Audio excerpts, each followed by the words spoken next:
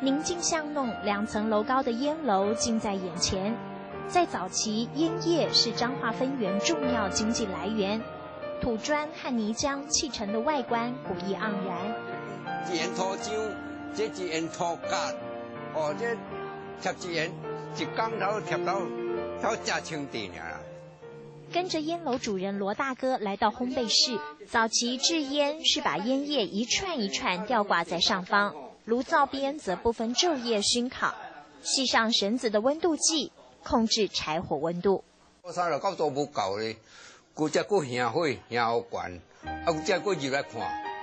经过选别的烟叶得存放到2楼风干，以免受潮。金黄色的叶片代表丰收。客家人用人力智慧延续大阪式烟楼产业。正月时拢冻落雨，这云啊拢像乌这型。一栋栋烟楼充满浓历史意涵，也丰富着客家聚落。感受分园的珍贵建物，延续文化气氛。到20近距离体验梅花鹿生态园区。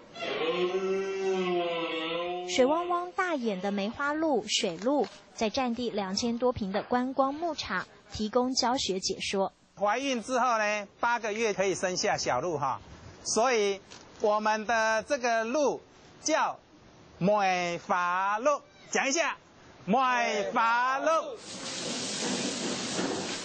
牧场负责人廖大哥曾是神农奖得主，亲鹿舍为鹿群，不假他人之手。因为有完整的生态，丰富的生物也跟着被孕育。刻苦耐劳应该是我们的一个客家人的一个名词哈。那么我们从小都在吃苦当中长大。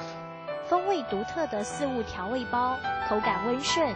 寓教于乐彰化之旅，从中2高下草屯交流道往分园走台14线，感受烟楼文化。接着再走76号快速道路，会到竹塘醒灵宫欣赏湖光美景。再从150县道到20，和小鹿互动。周休假期来到彰化，体验客家人文之旅，让旅程更添知性。传统烟楼矗立，诉说金黄烟叶的璀璨历史。3两鹿群奔跑，展现生机大地的丰富多元。